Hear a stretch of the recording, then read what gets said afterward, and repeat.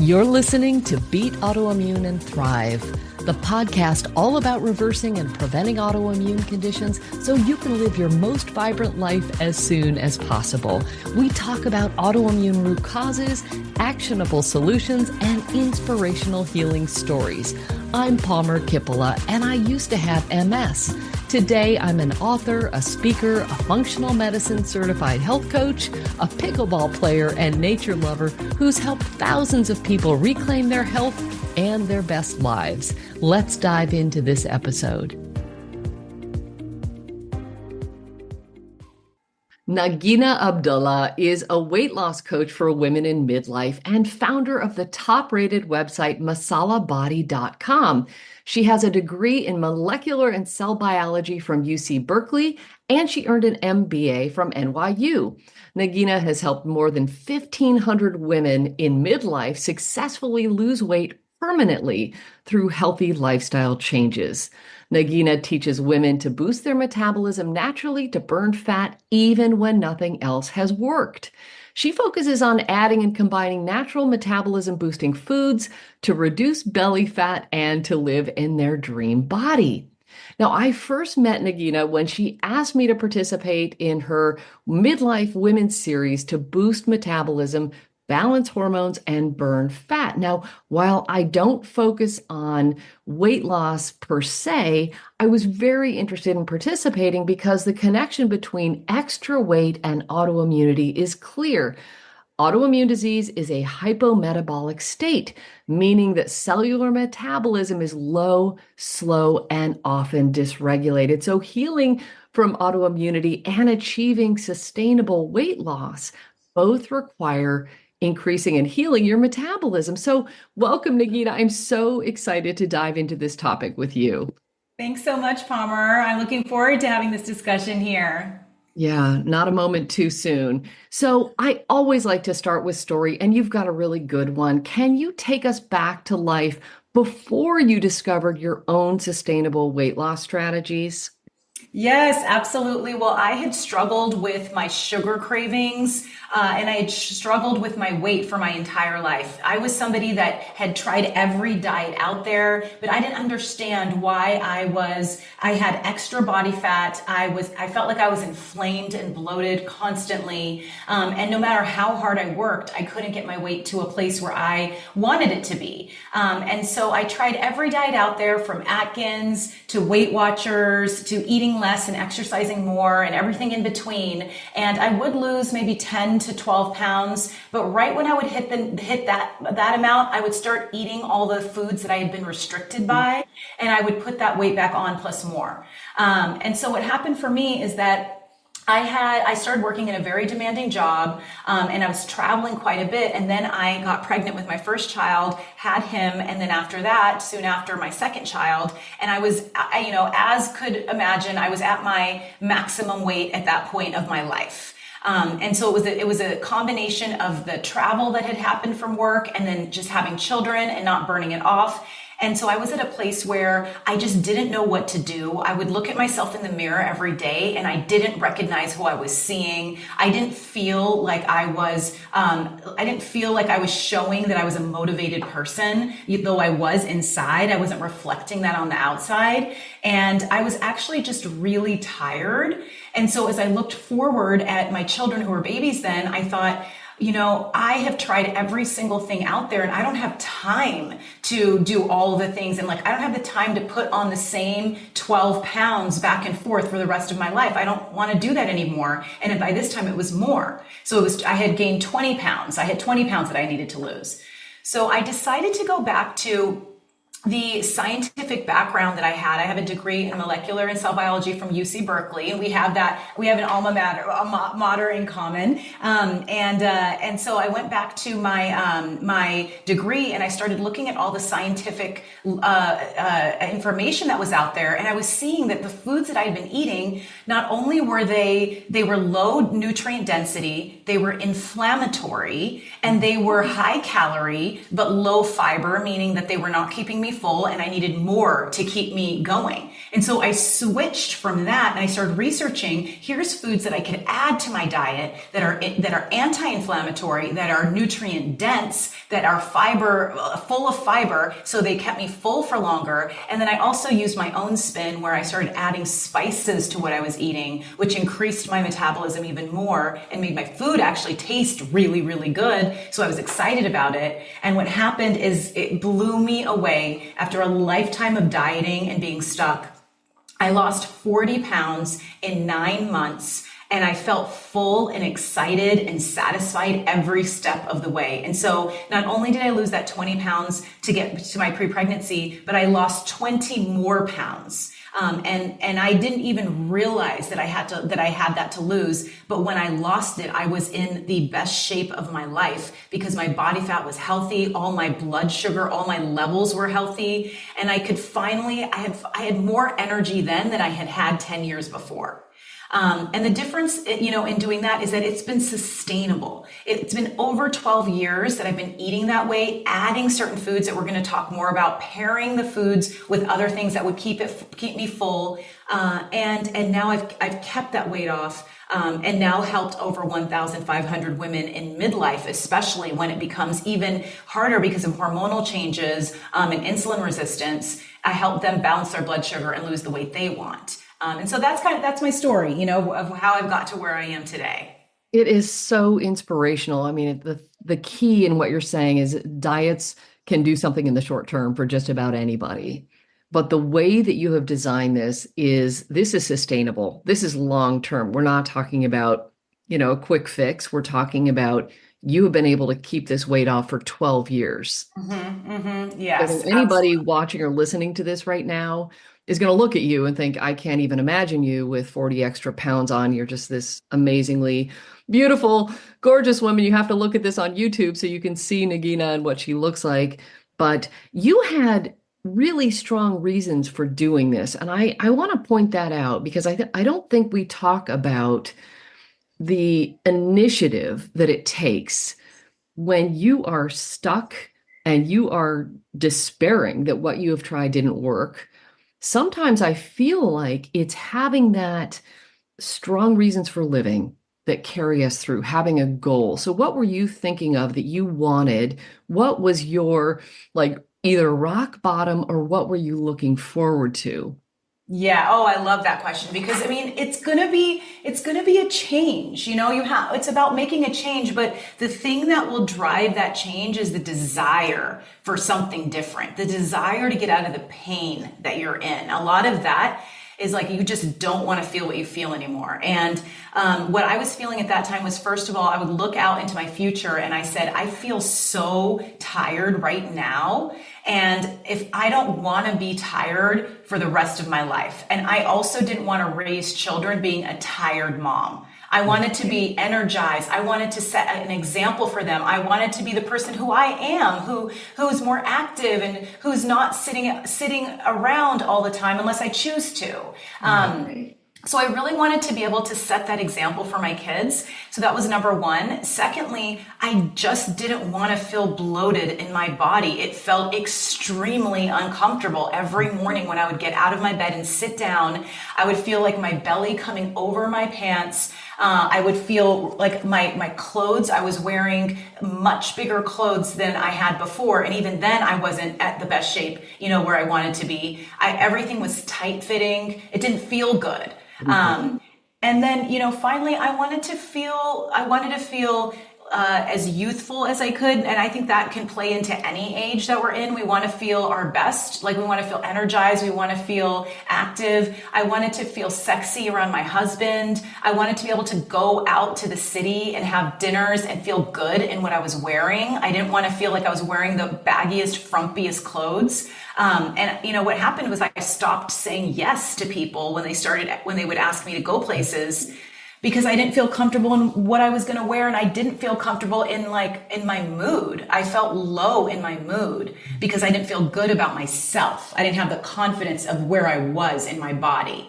And so, as much as there is a lot of things around body positivity, which I absolutely approve of, and I want everyone to feel great in their body right now, it's not wrong to want to improve your body. It's not wrong to want to be the healthiest version of yourself. It's only going to make our lives be healthier as we're living them and then have longer lives. So it's only for great reasons that we take care of ourselves.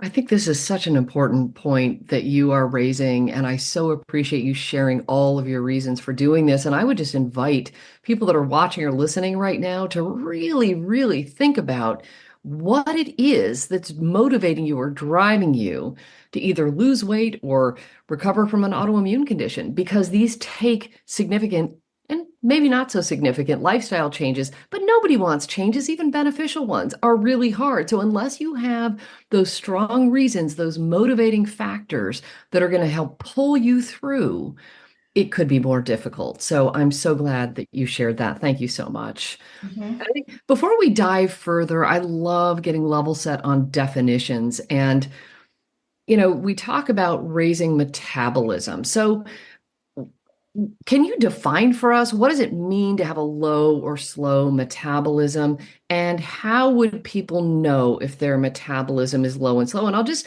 preface it by saying that autoimmunity is a hypometabolic state, meaning that metabolisms are low and slow. Now, not everyone with autoimmunity fits this profile, because there are hyper situations like Graves' disease is hyperimmunity. But I would say, 80% of autoimmune conditions are a state of things being lower and slower. So, from your vantage point, what does metabolism mean? Yes, so metabolism is the way that our body utilizes energy that's given to us in the form of food, and so or any other inputs that we're giving our body. So at one point in our life, we may have felt that we had higher metabolism. That could be true. That may not be true. Maybe a number of factors, but we do see that metabolism changes in midlife. It does often lower, and so what that means is that if we eat something, it's not going to get burned off as quickly. It's more easily going to be stored as fat. So when you have a lower metabolism, what it means is that you may be eating the same amount that you were eating when you had a higher metabolism, but you're gaining more fat in that situation. So the thing is that we now, especially in midlife, which is, around after or early 40s for most, it's important to know that you still can have a high metabolism. Our metabolism doesn't have to disappear with age, but we have to take different actions to increase it. It's not going to happen as naturally as it did before for those people that did have higher metabolisms before. But even if you had a slower metabolism, which is something I always felt about myself, and that's why I was the person I would feel like in a group of people and everybody else would not eat that healthy. They wouldn't be exercising as much. I would know the calories in every single food. I would make all my own food, and I would go to work out multiple times a week, but yet I wouldn't look like I was doing as much as other people. And that was because my metabolism was slower. And so I really had to work on, it's more than calories in, calories out. It becomes more of a state of blood sugar balance and understanding how to keep your blood sugar balanced and not going up and down, which is a key way that our metabolism slows down, as if our body responds to sugar in a more sensitive way. Thank you for describing that. And as you talk about blood sugar, and that's something that people can check their fasting blood sugar, for example, where are you concerned that somebody may be developing this hypometabolism? Where, just order of magnitude, where do you think blood sugar would be that you get concerned about a slower metabolism? What do you think? Well, so okay, so the thing is our blood sugar is varying throughout the day. And so sometimes if it goes up at certain moments, it's because most likely it's a food that we've eaten, or something that has driven that blood sugar to go up, but then it can come back down. So, but the thing is that once we have these high spikes where they go up really high and then they come down, that's what the problem is that up and down in blood sugar, or versus us staying at a constantly, a similar blood sugar all day and not having it go up and down. Then, if our blood sugar goes up, what happens is our insulin is released, and that's bringing all that high blood sugar back out of our blood, and it's storing it into our fat cells. So whenever it goes up, you'll feel that you get a sugar crash as well, or a carb crash. And what's happening is at that moment, your body is taking that sugar out of your blood. Not only are you storing fat, but you're also becoming hungrier because all of that sugar is out of your blood. But if you start to get smarter about what you eat, and that's really all it is, it's not about eating less, it's about getting smarter, eating more of the foods that will keep your blood sugar balanced, then your body's not going through those up and downs, and the insulin is not being released to pull in pull out the sugar and store it as fat. And then you're also not overeating unhealthy foods because you're not feeling hungry. You're feeling just good all day long. And this is very possible to have this feeling. It's all through natural foods. I am so glad that you mentioned this, because that high insulin, high blood sugar, all those spikes that you're talking about is really a bad path. I mean, we're moving towards pre-diabetes, more diabetes, obesity, diabesity, as Dr. Mark Hyman calls this. And all of this is a setup for autoimmune disorders too. So we're not just talking about losing weight to look great, and there's nothing wrong with just doing that, but we're also talking about this being for health. That's what we're talking about this for. So thank you for all of that foundational understanding. That's super helpful. And I think it would also be helpful for you to address this proverbial elephant in the room, which is, why is it that diets don't work?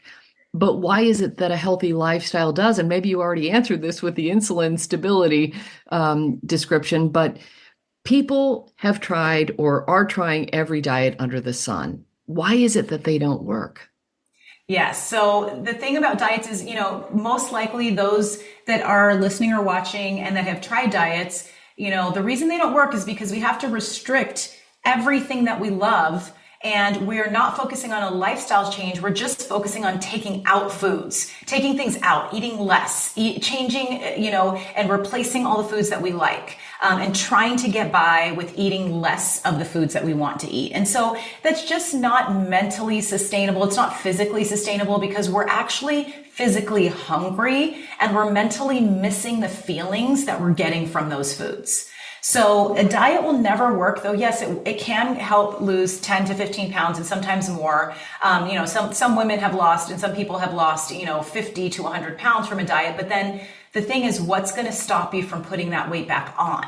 And the difference is that I advise, if you want to lose weight, first of all, have your why, like you discussed in the beginning, like really be clear about why you're doing this. And it doesn't have to be about being in a rush. You don't have to lose the weight in 8 weeks or in 16 weeks or even in 6 months or a year. But like, if you're moving in the right direction and you're getting healthier and you're seeing results, that's what's really going to matter. And so, a healthy lifestyle, I advise, and there's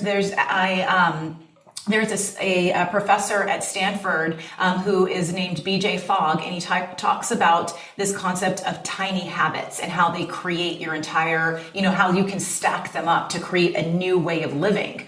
So he teaches this concept called the momentum wave, which is a lot of times when we are motivated to do something in our life, it could be anything, but we'll talk specifically in terms of losing weight. You're going to be motivated to do it, but what will happen is life will come in the way, and there's going to be a point where you just don't have the time or the ability to spend as much effort on that anymore. So you'll have a high momentum, and then your momentum will go down. So if you really want to make changes in your life, when you're feeling that natural desire to do something, instead of doing something temporary, focus on longer term habits, like what a good breakfast would be, like knowing what foods to pair that will balance your blood sugar, knowing how much protein to get in a day. And we can talk about more of these things in detail, but find out what those things are that will actually move the needle in you getting a higher metabolism, and work on those, because your momentum, your motivation will go down. But by the time it goes down, you're going to have these habits established in your life, and it's going to become a lifestyle. And then you don't even think about it. You don't feel like you're depriving yourself in any way. Beautifully said. I love the fact that you brought up the habits and BJ Fogg and tiny habits, but looking ahead in terms of the future. And then deciding like those elements, like what's a healthy breakfast and what can I have, and being prepared for these things, all of the things. And we will dive into these because I think that is what makes up the overall outcome, right? Is a combination of these tiny habits over time. I think that's what you're Mhm. talking about. I love Yeah. it.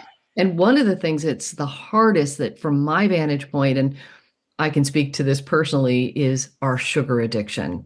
I Mhm. used to be addicted to sugar, and I mean, I would pour extra piles of white sugar on top of cereal, even Cheerios or grape nuts. They weren't sweet enough, so I just piled it on, and I was getting, I don't know, 50 grams of sugar before 10 a.m., before I would go to school. And this is a problem. So, Mhm. what is it about sugar that is harming our metabolism and bringing our energy down? And what can we do? Yes, absolutely. So this is one of the biggest things that, I really didn't realize what an effect sugar had because I was always focused on calories. And that's what we had always learned. Oh, am I eating too many calories? And the whole thing is we have to eat a certain amount of calories. And in fact, the opposite of what we're taught is that we need to eat the right amount of calories. And I actually see women, especially in midlife and beyond, eating less calories than they need to because we've been kind of brainwashed by only looking at calories. So actually, when you start to look at the quality of the food that you're eating, the quality of your calories, that's what matters because you won't really be craving as many calories anyway if you're eating healthier foods that are full of the things that help you stay full. And one of the things that work against our feeling of that satiety and feeling content with what we've eaten is sugar, because sugar creates a quick digestion. It goes up, it causes those ups and downs. And so we eat something, we get a blood sugar rush, we feel really good, but then we're going to notice that we also feel a low that comes. And so what's happening there is that we are like sugar is getting burned really quickly, and it's getting stored as fat. But then in addition to that, this is also really aligned with autoimmune and the fact that sugar is so inflammatory. And it's inflammatory in our gut. It's also inflammatory in our brain. When sugar is broken down, there's these individual particles that are going around in our brain. So if you felt like you've had brain fog for many years, or you can't think as clearly after you eat something that's higher in sugar, or maybe you weren't aware of that relationship yet, but you start to notice it, it's not because you have brain fog naturally. It's not necessarily that. It could be at certain times of life, but if you've eaten sugar and you're feeling that, it's caused by sugar. So that clarity of mind, you can gain that by decreasing those foods that are really high in sugar. And so really the thing about sugar is that it's another dimension to weight. It's not only calories, there's so much more, but it's when our blood sugar is going up, we are going to have that storage of fat that increases. And so if we learn and are just more educated on what those foods are that not only don't have sugar, but aren't quickly broken down to sugar, because that's another thing. There's so many foods, many of them marketed as healthy, that are actually broken down very quickly to sugar. And that causes the same effects of the blood sugar going up and down, of your brain feeling that brain fog, and then also of the very high inflammation that's due to foods that have sugar in it. So these are the reasons that sugar, there's so many reasons, but it's working against weight loss, and it's creating that inflammation, not only in our body, but also in our brain. Yeah, beautifully said. I'll add that this is not a license to go have the fake sweeteners. Yes. The all the Yes. pink packet, the yellow packet, and the blue packet. I think those of us old enough to remember all of those. I think it's saccharin, aspartame, Splenda, those kinds of things, sucralose, um, because many of these are neurotoxic. Mm-hmm. Knew somebody who had MS or thought it was MS, hospitalized, kind of in a near death situation. Doctor came in trying to get a better understanding of what this woman was consuming daily. 8 diet sodas a day. Oh, He had diet. Yes. poisoned her brain with the diet. So, it's just helpful to address, like, we're not talking about moving to those kinds of fake sweeteners. I'm a huge fan of things like organic stevia. Here's my bottle close by, and birch-based xylitol and monk fruit, and these are natural Yes. sweeteners that do not spike your blood sugar, and in many cases are beneficial in terms of killing microbes and so forth, like stevia and birch-based xylitol. So just wanted to point that out. We're not saying give up sugar and opt for the diet soda. That is not what we're saying here. Yes. Find healthy alternatives, and I know you help people with that. And this is the perfect time to get into, so what's the solution here? And you've got a 4-part tested and perfected fat burning food framework for permanent energy and metabolism boosting. And I wonder, this is where I'd like to spend the time in terms of walking through that framework. Can you take us through that? And then we'll just dive into more details. Yes, absolutely. Absolutely. So, okay, the 4-part fat burning food framework is the easiest way to really have a balanced metabolism boosting fat burning diet. It's not only going to help you lose weight, but it also helps to lower any inflammation. It's all based on anti-inflammatory foods.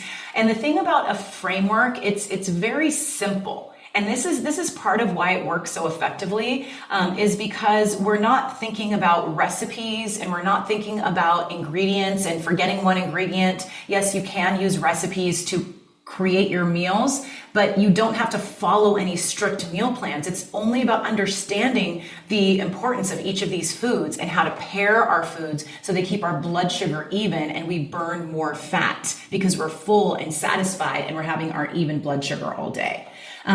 So the way to do this, let me start with breakfast, and then I'll talk about lunch and dinner. So the fat burning food framework for breakfast means, and this is pretty much for every meal. Let's start, with this baseline, which is having protein plus either low sugar fruit or vegetables. And so this is really important because what protein does, and I'll give some examples for breakfast, starting with breakfast, what protein does is that protein is going to, this is the number one thing to add to our diet. It is boosting our metabolism. It is helping to actually build muscle mass, even if you're not working out. In fact, so many of my clients, I see their muscle mass going up every week and they're not always working out. And that's because they're adding more substantial protein. Secondly, it digests very slowly, so it helps to alleviate any blood sugar spikes that will happen if you were to have some sugar with it. But it also keeps your blood sugar low and it digests slowly, so it keeps you full for longer. And so those are some of the major reasons you want to increase protein. And then vegetables or low sugar fruit, they help you increase your fiber. So we all know, most of us have heard we're supposed to have 25 grams of fiber a day. But it can feel like a stretch to reach that. But once you start adding vegetables or low sugar fruit to every single one of your meals, and then I'll also talk about some carbs that include more fiber, you're going to increase your fiber, which is so important for our immunity, which is important for our digestive system. And also this is a key part that keeps us full, so we're not hungry. These are molecules that we don't actually digest, but they're heavier in our body, so they keep us full and satisfied, and then they move through. So and they also, in addition, fiber helps us actually go to the bathroom more often. If you're not having enough fiber, and once you start adding more vegetables, once you start adding the healthy carbs that I'll talk about as well, or low sugar fruit in the right amounts, your body will just the food will move in and out. It'll be so much easier and you'll have less bloating as well. So those are two components that are in every single meal. Now for breakfast, I also want you to add a healthy fat into your breakfast. So fat is important, and I actually recommend having a serving of fat 3 times a day. So fat is, a lot of us may have come from a time where we talked about low fat or no fat. Well, I recommend moderate fat. So 3 times a day, 1 serving each is about 14 grams. You have that and you're going to feel also that that satiety that you get because fat digests more slowly. So when you're combining protein, fat and then the low sugar fruit or the vegetables, any spikes that may happen from some of the sugar from the fruit or some of the carbs from the vegetables are all going to be stabilized because you're eating it with these other foods that are very, very slow to digest. So this is like magic. This is truly a magic formula, and it actually works so effectively. So for breakfast, I'll give you a few suggestions of what this means to kind of put it into practice. But for breakfast, what this means, so this could be eggs, but I want you to think of this mantra, which I have come up with, that's called protein more. So 2 eggs is going to give you 12 grams of protein, but we are looking for 30 grams of protein per meal. So that's why 2 eggs is not enough, and it's going to lead to sugar cravings a few hours after your breakfast. So what you could do is do 2 eggs with either a half cup of egg whites, which are liquid, that you could use a half cup to a cup of egg whites. You could do like an omelet or any kind of eggs like that. Or you could do 2 eggs with a Greek yogurt or 2 eggs with a cottage cheese. And all of those combinations are going to give you 30 grams. Then you can have a side of berries. So like a half to 1 cup of berries. Berries are low sugar. They're high in fiber. They're not spiking your blood sugar as much, but they're giving you a little bit of a natural sweetness. But we also want to notice how much we're eating, because if you do eat too much, like overeat on fruit, that's spiking your blood sugar. So it's just important to be aware of that and to eat it with the protein. And then the healthy fat is in the eggs. So you're having those 2 eggs that's already having the healthy fat that you need. You don't need any avocado with it. That's going to take it to more than 1 serving. But if you wanted to have some avocado, you could just replace the egg, but then just add in some more leaner protein. So that's one idea with eggs. But you can also do a vegan version or a vegetarian version, which is a smoothie where you use either vegan protein powder, or you use any other protein powder, whey protein powder, anything else. And then you can add non-dairy milk, because non-dairy causes inflammation. It causes bloating. So really having water is the best, but you could also do a non-dairy milk. A protein powder, you could do half to 1 cup of spinach, which is going to give you that fiber, so many vitamins. You could do a little bit of fruit like strawberries. And then I call this my secret ingredient, which is flaxseed, which adds a healthy fat and also a lot of fiber that keeps you full. And I like to add a little mint into that. This is called my mint berry metabolism boosting morning smoothie. And so really, if you follow that recipe, you'll see it has the protein with the protein powder. It has the low sugar fruit, and it also has some veggies. And then it has the healthy fat with the flaxseed. Those are 2 versions of the fat burning food framework for breakfast. And when I see my clients start doing this and they're consistent with it for 1 week, it's very, very common to lose anywhere from 2 to 4 pounds and just feel better, feel more energy. And you're eating anti-inflammatory foods right away in the morning. Yeah, So that's amazing. That's amazing. And I do want to touch on, I'm going to make some minor modifications for people with autoimmunity who, in this world, from a food sensitivity perspective, eggs can be in the top 3. So gluten, cow dairy, eggs. So for the time being, while people are healing, they may not want to go the egg route, which makes breakfast a tad bit more difficult to figure out. And it could be what I call a 30-day food vacation, where you just take them out for 30 days and try this to see if you actually feel less inflamed, feel your symptoms going down. And then, of course, you can add these things back in. And just a note on whey protein powder does contain dairy. So everything that you've said, I love. And that smoothie, there are some great vegan protein powders, some that I love, and I'll put them in the show notes. There's one called MRM, and I know that metabolic something is in there. I don't know what the rest of it stands for. That's one. Sun Warrior is another. They've taken out the junk, and they include some really good sources of protein and ingredients that most people can tolerate. So I just wanted to address that, because some people would love to be able to sit down and have eggs for breakfast, but maybe right now, if they're just getting started on an AIP food plan because they need to lower this for an autoimmune condition, we might need to wait a little bit on the eggs. Yes, yes, absolutely. So, I mean, then another, doing a smoothie in the morning with a vegan smoothie is absolutely great. And then also you can have, you can find other versions of protein because you can also use proteins that you're eating for lunch and dinner.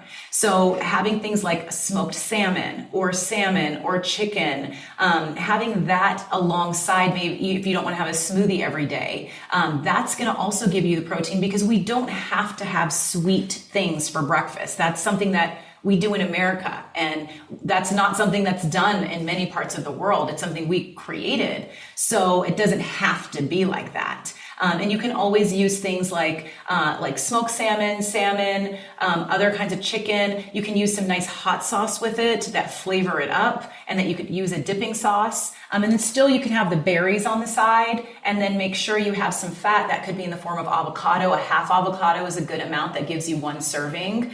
Or you could have a meat that has more fat in it, like chicken thighs, or salmon itself has more fat in it. Smoked salmon doesn't have that much in it. So those are some other versions of what can work, like a lunch for dinner or a smoothie, or a lunch for breakfast. Yeah, You nailed it. I mean, we in the United States, we are just a sweet society for breakfast. And I think part of this is just reimagining things for a little bit. Like nobody said you had to have sweet breakfast. In other Yeah. cultures, I love it that, we just have to reimagine this and try having leftovers for breakfast. Yes, yes, absolutely. And then there's also a really great vegan Greek yogurt, and I always recommend Greek yogurt only, but a vegan Greek yogurt, and it's very high in protein, 16 grams of protein. It's called Kite Hill, and I know there's other ones out there as well that are always coming out. But you could have that, the vegan Greek yogurt, and you could add in some of the vegan protein powder into your Greek yogurt. And then you can also sprinkle on cinnamon. Cinnamon lowers our blood sugar. It's something great to add into coffee if you're having coffee or tea. If you add some cinnamon on top of that, and then you could also put some berries on that. And so that's going to be a really nice anti-inflammatory breakfast. That's also like a grab and go breakfast that doesn't take that long to make either. I love it. And one other option just to add to the mix that I do most mornings is a coconut-based yogurt. So an organic coconut yogurt, adding that vegan protein powder, and that is absolutely delicious. And if you can That's so tolerate good. raw soaked nuts, that's wonderful to add some walnuts to, or flax seeds like you described. Beautiful. Thank you for describing breakfast. I think we have given people lots of options to choose from. It's Yes. so helpful. I mean, people want to know what to eat. Yes, absolutely. And really getting started with breakfast, I wanted to spend some time here because it's just really important to get started on something. You don't have to feel like you have to revamp your entire day all at once. You'll notice that you're going to have more energy, that your blood sugar is going to be more stable because you're not going to feel the highs and lows in your energy. You will notice your metabolism getting higher, and you will see that you're not as hungry. And so once you start doing this, it's easy to want to do similar things for lunch and dinner. And so the fat burning food framework for lunches and dinners is, like I said, protein, and then on the side have vegetables. So 40 to 50% of your plate is protein, and the other 40 to 50% is vegetables. And then for lunch, you have a healthy carb, and for dinner, you have a healthy fat. So you always lead with protein and vegetables. Even if you're at a restaurant, if you're at home, you always want to think about when you're getting your groceries, okay, what vegetables do I have this week and what proteins do I have? And that's really all you need to start with. And then you can use spice blends on top of that. You can use some really great things like cumin, which helps us burn belly fat. You can use any other spice blends just because they increase our metabolism as long as they don't have sugar or salt in the ingredients. And then the other thing is for healthy carbs. What I advise is eating foods. If this isn't a food allergy for you, or if you're okay with it, having foods that are high in fiber that are also carbs. So things like lentils and beans are amazing because they're so high in fiber. And if you soak them, a lot of that gassiness goes away. If you feel that gassiness, and if you cook it with ginger, it also goes away. But also having starchier vegetables are a healthy carb, like sweet potato, like squash. And then also, of course, gluten-free bread. There are some really good gluten-free kinds. If you have, some of that at lunchtime, you give your body time to burn it off, but you can still have those carbs. But they're not going to burn down as quickly because they're high in fiber. And that's what's important, to look for high fiber gluten-free bread. Yeah. And so those are some options. And then for dinner, having more of an easy way to do it is either to add half an avocado, have some coconut oil on top of your meal, or have a fattier meat. So something like salmon and asparagus would be a great dinner. For lunch, something like chicken breast and quinoa or other grains that are nice are also options. But but also the gluten. So knowing the gluten free. So for lunch, something like chicken breast with sweet potato and broccoli with a little bit of like low sugar dressing on top would be really nice and really easy. Especially if you make some of that in bulk, like if you make the chicken, if you make it for like 3 or 4 days all at once, it's really easy just to warm it up at lunch. Yeah, I love it. I notice you haven't mentioned beef. Are you not a fan of like 100% grass-fed, grass-finished beef? Is that part of your plan? No. Beef is fine. So that's a fattier meat. So you'd want to just note that you're having your fat with your protein. I just didn't mention it, but so instead of salmon, like I had mentioned at night, you could do beef. You could do that with, any veggies, and you could even have like an open face kind of like you could do a burger version of it if you're having Right. burgers, but you just wrap it with a lettuce wrap, but you have all the vegetables with it and even more on the side. You need more vegetables even than you think. The thing is, a lot of times we'll feel those afternoon sugar cravings. Sometimes it could be savory for chips. Sometimes it could be sweet for, something else, like some kind of cookie. But if a lot of times what that means, if you're having those cravings, it's not that you are someone that has those cravings. Like sometimes we label ourselves as someone that is like that. But actually what it means is that you likely didn't have either enough protein at lunch or enough vegetables at lunch. Or you may have skipped your healthy carb, because that formula is a really perfect formula where you have more protein. It's keeping you full. It's digesting slowly. The vegetables also have a lot of fiber, and so do the carbs. And so you're staying full all the way through dinner in most situations. So if you're feeling uncontrollable hunger, it's because your body is hungry and you just didn't give it enough of the right foods. And so that's why I always teach we can eat more of the right foods, and then our bodies won't crave the unhealthy foods. So this is a different way than dieting, because I'm never going to say eat less. Your body won't want those unhealthy foods, but you just get proactive about it and start adding the other foods in first. That makes perfect sense. I love it. And people can just decide, like if I'm hungry now, it's 3 p.m. Did I eat enough protein? Maybe I missed out on the vegetable. I'm not getting enough fiber, and maybe I'm a little dehydrated. So maybe I'm going to move to some healthy water. Absolutely. Yes. Yep. All right. What's next on your framework? Anything else you want to talk about? So those are the 4-part fat burning food framework is protein plus veggies or low sugar fruit, and then either a healthy fat or a healthy carb. And it's as simple as that. It's just understanding what is a healthy fat, what is a protein. There's a lot of miseducation on foods that are actually high in fat and they're not high in protein, like for example, nuts or peanut butter. Those are high in fat. They have a gram of protein in them, but that doesn't mean that they are high in protein. And then, really thinking of the mantra of protein more. So how can I get more protein? And one more thing I'll mention is another thing is like vegetables a lot of times people will find it challenging to add more vegetables, but that's why I have another mantra, which is called tasty vegetables. And so it's about spicing up your vegetables or making them taste good in the way that you cook them. So using things like cumin, coriander, using just cumin, coriander, salt, and pepper is a great blend. Or if you want to use a little cayenne pepper, or buy like a mixture of like 5 spice powder or tandoori masala and have that with salt and pepper, you just sprinkle it on and it makes your vegetables taste so good.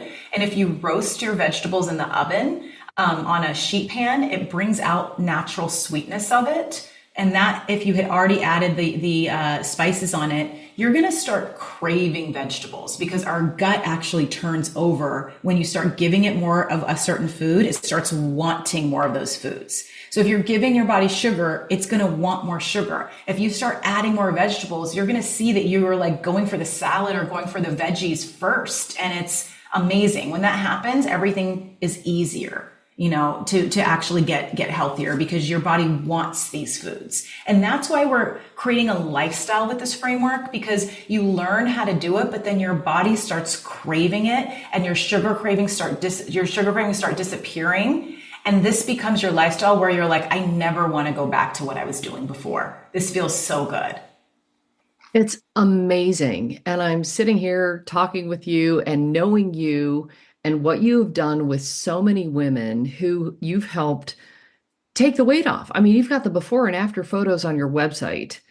It is just dramatic. Go to masalabody.com and check out the women that Nagina has worked with and helped to lose the weight, but keep it off because they're learning how to do this for a healthy life and not just a quick, let's lose weight for the prom or let's lose weight for this particular wedding or whatever event that you're trying to get to. This is for life.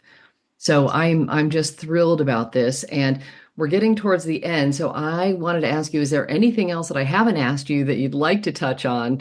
Because otherwise I'd like to send people to your wonderful 5-day workshop. Is there anything else you'd like to address? No, I mean, we just, we started, there's so much more that we could definitely talk about always. But this is a really great start. I recommend starting off with one of the things that I mentioned, which is so easy, with adding cinnamon to your breakfast, adding cinnamon onto in your tea. If you are drinking coffee, if that's something that you're okay with drinking, add that into there, add it onto your low sugar fruit, add it in your smoothie, because that really helps to bring blood sugar down and it feels good. It tastes good. And remember the concept protein more. And it is that important. It is that transformational. It's so natural. It's almost unbelievable because it's not about taking a drug or taking something that's artificial. It's just about changing the formula of how much you're eating of the foods that you enjoy, eating more of some of those. But yes, that's it. Yeah. I will just dovetail on what you said because this is too important to ignore that women in general do not eat enough protein. And as we age, we become more frail. Sarcopenia is real. When we lose our muscle mass, and as you said, we're not talking about heavy weightlifting here. We're talking about feeding your muscles with this healthy protein so that we can just keep at a baseline. And so overall, on a daily basis, would you recommend that people aim for about 100 grams of protein a day? Is that about what you suggest? Yeah, I mean, I really recommend 120. Yeah, But I think 100 is, and it really depends on your weight, great. and how much but if you aim for 120, most people are in that place where they need 120 at least. Yeah. But 100 is a great starting point because we want to start somewhere. So 100 means 30 grams at each meal. And all that means is being conscious of how much you're eating. So thinking about, okay, are these foods put together so that I'm getting 100 grams or 30 grams at each meal? So we talked about, the protein powder. That's an easy way. If you have 5 or 6 ounces of a meat or a fish, that's going to give you 30 grams. So that's pretty easy. Just make sure you have that. And then have one snack that's 10 to 15 grams or so, just to make sure. And that can mean like a small protein shake or the vegan Greek yogurt that you're having so that you get to that 100 and you're not going to get too much. It's better to have more. It's better to err on more. I know this is really reversed of what we always were taught, but when you're eating more of that, you're actually going to eat less of the foods that are spiking your blood sugar and actually creating fat storage. So That's right. you're eating one thing and you're getting so many benefits from it, and you're preventing yourself from having cravings in other places. So please don't skimp on the protein and don't skimp on the fats. I was raised low fat, no fat, and man, that was a travesty as far as health is concerned. Every cell is coated with a lipid membrane, and our brains are mostly fat. So we need these healthy fats to keep our metabolism going, to nourish our cells. It's just what we need. So please educate yourself on this. If you are still resistant to the healthy fat, I just invite you to do the research and give it a try. Yep. Yep. It's beautiful. Yes. So let's end with a little talk about the free gift that you're giving my listeners. And this is a free 5-day metabolism boost for midlife women to teach you all these secrets that she uncovered to keep her own and 1,500 of her clients' metabolisms high and to create a sustainable, healthy lifestyle that you can do easily. And that's what I love about this. And nothing is complicated. She breaks it down super simply so that you can do this and see results. I think sometimes when things are really complicated, people, get overwhelmed or they can't get going, in which case they don't see results. But with your program, even starting out with a tiny little bit of cinnamon to help balance the blood sugar. Oh, I'm not getting these sugar spikes. I feel better. Oh, reimagining breakfast. I can do that. And then so on. So do you want to say Yes. anything more about this 5-day Yes. workshop? Yes, thank you so much. So I'm going to be having a live 5-day metabolism boost. This is a free workshop for women in midlife to learn about how to get your metabolism high. And so I'm very, very specific with 4 ways to get your metabolism boosting morning going. It's a 4-part metabolism boosting morning routine. I talk about an infused debloating water recipe that is amazing. That will literally make the bloat disappear, at least some of it, significant amount of it. And I also talk about the hidden healthy foods with hidden sugars in it. So I'm going to share 15 healthy foods that all actually have hidden sugars in them, and they're causing your metabolism to slow down and creating more sugar cravings. And then I'm also going to be going into detail about what the fat burning food framework and more combinations, and giving you a list of foods. And then right when you join, you'll get a free workbook where it has all of these graphs and different images of what the fat burning food framework is, of metabolism boosting spices to add to your meals and exactly which ones to add depending on the type of food you like. So you're going to get that bonus workbook. And so, yes, so this is starting really soon. I'm going to be live looking for you in the comments. And we are putting the link for you to join right in the show notes. So just grab your spot there. And after you grab your spot, I'll send you the free workbook, and then you'll also be on my mailing list so that you'll get more motivations, you'll get recipes, you'll get smoothie ideas from me that you can start to integrate into your new lifestyle. That's fantastic, Nagina. And, health happens as a result of healthy habits over time. So I want to be really clear, like the work that you are doing is not only helping people look good, it's helping them feel good. And this is foundational for healing from and preventing autoimmune disorders as we age, which is hugely, hugely important. So I'm so grateful to know you, to call you a friend, to be on this journey with you, my friend. Oh, thank you so much. This has been so great to bring out more awareness and to talk with you so much. Thank you. You take great care. I look forward to connecting with you again soon. Thank you so much, Nagina. Okay. All right. Bye for now, my friend. Bye-bye. And that's a wrap. Thanks so much for tuning in. If you enjoyed this episode, be sure to subscribe, share it with your friends and family, and if you feel inspired, please leave a quick review so other people can find it too. Now, if you want to beat autoimmune and thrive, make sure you sign up for my free video training at freeautoimmunetraining.com. That's freeautoimmunetraining.com, and watch the first video right away. Take good care. Bye for now.